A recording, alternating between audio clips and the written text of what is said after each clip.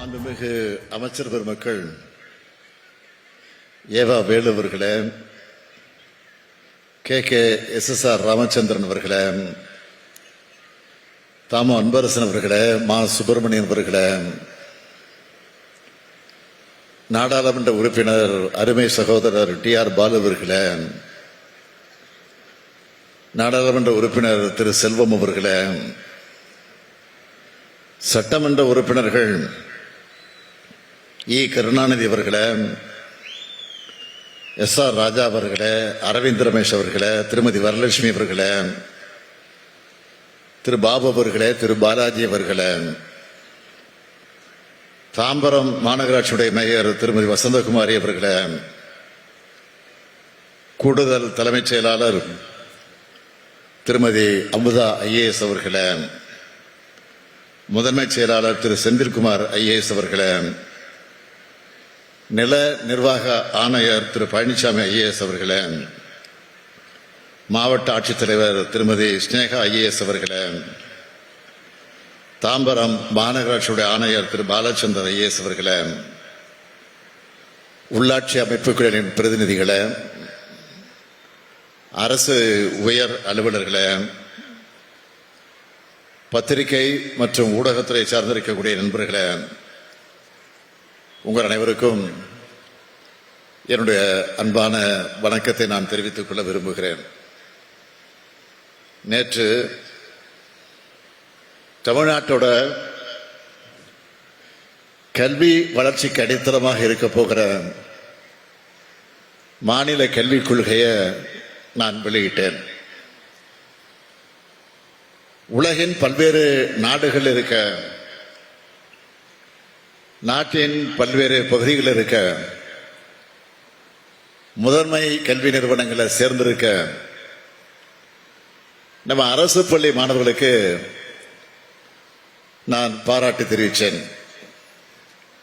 இன்னைக்கு இந்த மாவட்ட மக்களுடைய உடல் நலனுக்கு உறுதுணையாக இருக்க போகிற செங்கல்பட்டு மாவட்ட அரசு தலைமை மருத்துவமனையை தாம்பரத்தில் திறந்து வச்சுட்டு இந்த விழாவுக்கு நான் வந்திருக்கிறேன். கல்வியும் மருத்துவமும் தான் நம்ம திராவிட மாடல் அரசோட இரு கண்கள் என்று நான் அடிக்கடி சொல்வேன். அதற்கு இந்த 2 நாள் நிகழ்ச்சிகளும் தான் எடுத்துக்காட்டு. 20,026 பேருக்கு பட்டா வழங்குகிற இந்த சிறப்பான விழாவை ஏற்பாடு செய்திருக்கிறார் மாவட்ட பொறுப்பு அமைச்சர், விழாவின் நாயகர் மாண்புமிகு தாமு அன்பரசன் அவர்கள். அவரை பொறுத்த வரைக்கும் நான் என்ன சொன்னாலும் அதை தட்டாமல் தவறாமல் உடனடியாக நிறைவேற்றி காட்டக்கூடியவர். இந்த செங்கல்பட்டு மாவட்டத்தை வளர்ச்சி மிகுந்த மாவட்டமாக உருவாக்க அவருக்கு துணை நிற்கக்கூடிய மாவட்ட ஆட்சியர் ஸ்னேகா அவர்களுக்கும் அரசு அதிகாரிகளுக்கும் என்னுடைய பாராட்டுக்களையும் வாழ்த்துக்களையும் தெரிவிக்க விரும்புகிறேன். அதேபோல் தாம்பரத்தை சுற்றி இருக்கக்கூடிய மக்களோட நன்மைக்காக, பயன்பாட்டுக்காக தாம்பரம் அரசு மருத்துவமனையை செங்கல்பட்டு அரசு மருத்துவமனையாக, தலைமை மருத்துவமனையாக 110 கோடி ரூபாய் நிதி ஒதுக்கி தரம் உயர்த்தி இருக்கிறோம். மேல 7,24 லட்சம் ரூபாய் மதிப்பீட்டில் பல் மருத்துவ பிரிவையும் உருவாக்கி இருக்கிறோம். அதோட தாம்பரத்தில் 1 கோடி ரூபாய் செலவில் அமைக்கப்பட்டுள்ள ஒருங்கிணைந்த பொது சுகாதார ஆய்வகத்தையும் திறந்து வச்சிருக்கிறேன். பம்மல் திருநகரில் உள்ள மூவேந்தர் தெரு, பவனந்தியார் பூங்கா, CTO காலனி ஆகிய இடங்களில் மொத்தம் 90 லட்சம் ரூபாய் செலவில் கட்டப்பட்டிருக்க 3 நகர்ப்புற துணை சுகாதார நிலையங்களையும் திறந்து வச்சிருக்கிறார். இதையெல்லாம் சிறப்பா கட்டி கொடுத்திருக்கக்கூடிய நம்முடைய பொதுப்பணித்துறை அமைச்சர் மாண்புமிகு அமைச்சர் ஏவா வேலுவுக்கும் இந்த மருத்துவமனையில் சிறப்பாக செயல்படுத்த போற மாண்புமிகு மக்கள் நல்வாழ்வுத்துறை அமைச்சர் மா சுப்பிரமணியம் அவர்களுக்கும் என்னுடைய வாழ்த்துக்களையும் பாராட்டுக்களையும் நான் தெரிவித்துக் கொள்கிறேன். இதெல்லாம் சென்னையின் புறநகர் பகுதியில் வாழக்கூடிய மக்களுக்கு பயனுள்ளதாக இருக்கும். பொதுவா நான் ஒரு அரசு நலத்திட்ட நிகழ்ச்சியில பங்கேற்றா நான் கேட்கிற முதல் கேள்விய, இன்னைக்கு எத்தனை பேருக்கு பட்டா கொடுக்க போறோம்? ஏன்னா ஒரு மனிதருக்கு அடிப்படை தேவைங்கிறது உண்ண உணவு, உடுக்க உடை, இருக்க இடம். இதுல உணவும் உடையும் எளிதாக கிடைச்சிடலாம். ஆனா இருக்க நிலம் எளிதா கிடைச்சிடாது. ஏன்னா நிலம்தான் அதிகாரம். காலுக்கு கீழே கொஞ்சம் நிலமும் தலைக்கு மேல ஒரு கூரையும் இன்னும் பலருக்கு கனவு தான். அதனாலதான் பட்டா வழங்குறதுல நான் எப்பவுமே தனி கவனம் செலுத்துவேன். அந்த வகையில இந்த நிகழ்ச்சியை பட்டா வழங்குகிற நிகழ்ச்சியையும் சேர்க்கப்பட்டிருப்பது உள்ளபடியே பெரும் மகிழ்ச்சி. தமிழ்நாடு முழுக்க வருவாய்த்துறை மூலமா பட்டா வழங்கிட்டு இருக்கக்கூடிய மாண்புமிகு வருவாய்த்துறை மற்றும் பேரிடர் மேலாண்மை துறை அமைச்சர் நம்முடைய அண்ணாச்சி KKS அவர்களுக்கும் அவருக்கு துணையாக நின்று பணியாற்றிக் கொண்டிருக்கக்கூடிய ஆற்றல் மிகு செயலாளர் அமுதா IAS அவர்களுக்கும் ஏன் அவருடைய டீமுக்கும் என்னுடைய பாராட்டுக்கள், வாழ்த்துக்கள்.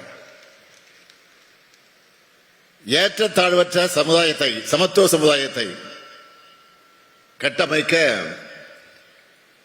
சொந்த வீடு இல்லாத நிலமற்ற ஏழை குடும்பங்களையும் பெண்களையும் முன்னிலைப்படுத்தி இலவச வீட்டுமனை பட்டா கொடுக்கிறத நம்ம அரசு கொள்கையா வச்சிருக்கு. இப்படி வழங்கப்படுகிற கலைஞர் கனவு இல்லம், அனைவருக்கும் வீடு வழங்கும் திட்டம் போன்ற திட்டங்கள்ல பயன்பெற ஏழை எளிய மக்களுக்கு பேருதவியா இருக்கு. இப்படி நம்ம திராவிட மாடல் அரசு செஞ்ச பல்வேறு சீர்திருத்தங்கள் மற்றும் எடுத்த முன்னெடுப்புகளால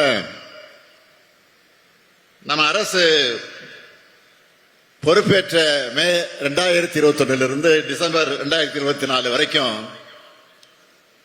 10,26,734 பேருக்கு வீட்டுமனை பட்டாக்கள் கொடுத்தோம்.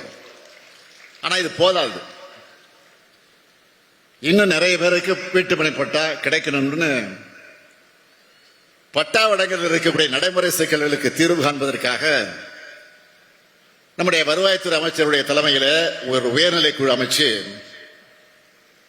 5 மாசத்துக்குள்ள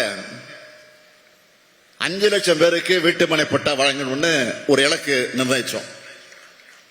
இதனால 5 மாசத்துல எத்தனை பேருக்கு பட்டா கிடைச்சிருக்கு தெரியுமா?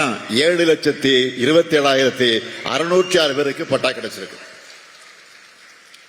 இதுவும் போதாதுன்னு சென்னை மற்றும் சுற்றுப்புறங்கள்லையும் பிற நகர்ப்புற பகுதிகளிலையும் ஆட்சேபனையற்ற புறம்போக்கு நிலங்களில் வாழக்கூடிய மக்களுக்கும் பட்டா வழங்கணும்னு அரசாணை போட்டோம். அதுல 79,448 தகுதியான பயனாளிகள் கண்டறியப்பட்டு 63,419 பேருக்கு பட்டா வழங்க ஒப்புதல் அளிச்சு 20,221 பேருக்கு பட்டா வழங்கி இருக்கிறோம். மீதமுள்ள பட்டாக்களை ஒரு மாசத்துல வழங்க நடவடிக்கை எடுத்துட்டு இருக்கோம். இப்படி 2021 இருந்து இப்போ வரைக்கும் வழங்கப்பட்டிருக்கக்கூடிய மொத்த பட்டாக்குடைய எண்ணிக்கை எவ்வளவு தெரியுமா? 17,74,561 பேருக்கு பட்டா வழங்கியிருக்கிறோம். அதாவது பல லட்சம் குடும்பங்களுடைய கனவை நிறைவேற்றி இருக்கிறோம். இதுல இந்த செங்கல்பட்டு மாவட்டத்தில் மட்டும் 41,858 பேருக்கு பட்டா வழங்கியிருக்கிறோம். இந்த மகிழ்ச்சியோடு தான் இதோட தொடர்ச்சியா இன்றைக்கு இந்த மாபெரும் விழாவில் 1672 கோடியே 52 லட்சம் ரூபாய் மதிப்பிலான வீட்டுமனை பட்டாக்கள், அதாவது 20,021 பயனாளிகளுக்கு நான் வழங்கி இருக்கிறேன். தென்குமரியிலிருந்து சென்னை வரைக்கும் சமச்சீரான வளர்ச்சி இருக்கணும்னு ஒவ்வொரு மாவட்டத்துக்கும் பார்த்து பார்த்து திட்டங்களை நாம செயல்படுத்துறோம். தொழில் நிறுவனங்களை கொண்டு வரோம், வேலை வாய்ப்புகளை உறுதி செய்கிறோம். இதனாலதான் 11.19 விழுக்காடு பொருளாதார வளர்ச்சியோட நம்ம திராவிட மாடல் ஆட்சியில இன்னைக்கு தமிழ்நாடு தலை நிமிர்ந்து நிற்குது. 14 ஆண்டுகளுக்கு முன்னாடி இருந்த தலைவர் கலைஞர் ஆட்சிக்கு பிறகு இப்பதான் இந்த இரட்டை இலக்க நாம் அடைஞ்சிருக்கிறோம். இது சாத்தியமாயிருக்கு. நாட்டில் வேற எந்த மாநிலத்திலும் இவ்வளவு வளர்ச்சி இல்லை. ஏன் நாட்டோட வளர்ச்சியிலும் கம்பேர் பண்ணி பார்த்தீங்கன்னா நாம தான் இன்னைக்கு மிஞ்சி இருக்கிறோம். இதுதான் திமுக ஆட்சி, இதுதான் திராவிட மாடல் ஆட்சி, இதுதான் முத்துவேல் கருணாநிதி ஸ்டாலினுடைய ஆட்சி. 2011 இருந்து 2021 வரைக்கும் பாத்தீங்கன்னா 10 ஆண்டு காலம் பின்னோக்கி சென்ற தமிழ்நாட்டை இந்த 4 ஆண்டுகள்ல மீட்டெடுத்து வளர்ச்சி பாதையோட உச்சத்துக்கு கொண்டு நாம் சேர்த்திருக்கிறோம்.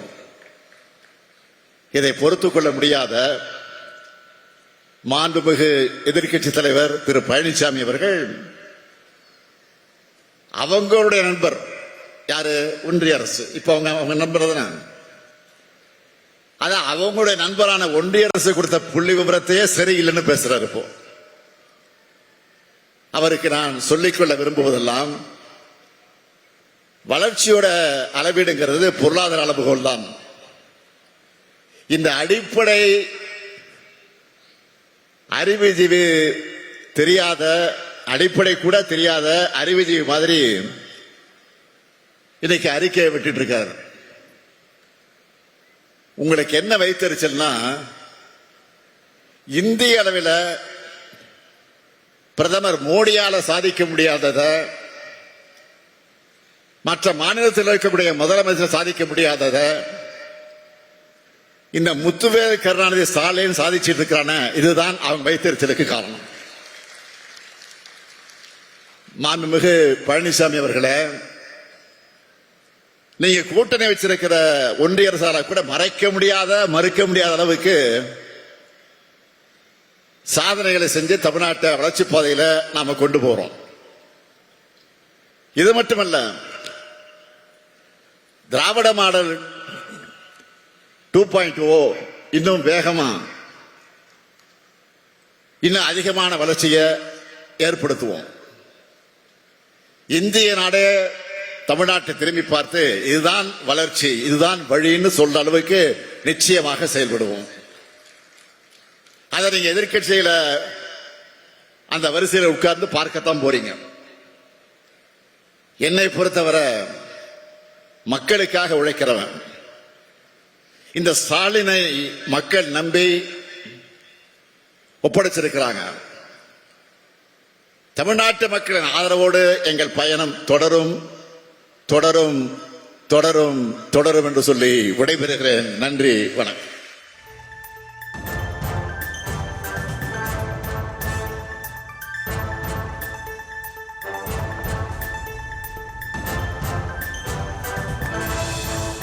சென்னை பல்லாவரத்தில் நடைபெற்று வரும் நிகழ்ச்சியில் பயனாளிகளுக்கு வீட்டுமனை பட்டா வழங்கி முதலமைச்சர் மு.க. ஸ்டாலின் உரையாற்றிய காட்சிகளை பார்த்தோம்.